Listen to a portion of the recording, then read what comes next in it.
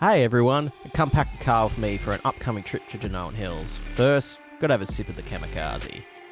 Now, I bought this box to try and store all of our tent and the gazebo annexes and everything in, because I was sick of packing them up in little bags. As you can see, that's a gigantic mess.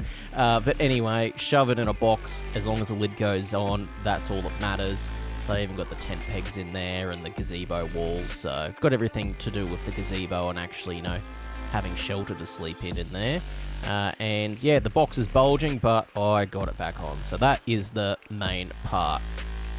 Now, what I'm doing here is just double checking my drawers. I keep these packed all the time just in case I want to duck out with Corey for an overnighter.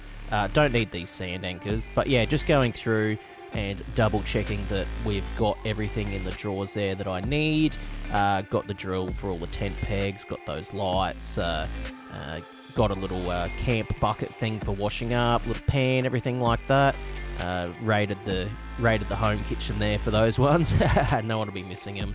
But yeah, put the stainless steel plate back on, shut the drawers. That's an easy job.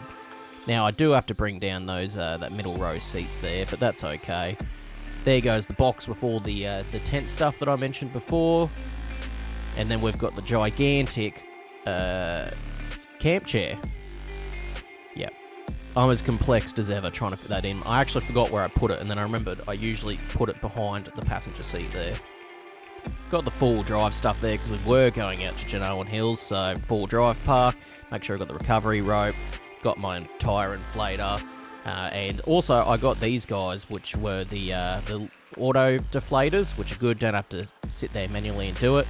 Anyway, yeah, got the King's sleeping bag and also the mattress there, which is pretty good. Got the camp chair and our little bag there with all of our plates and stuff like that. And yeah, that's the car pretty much packed.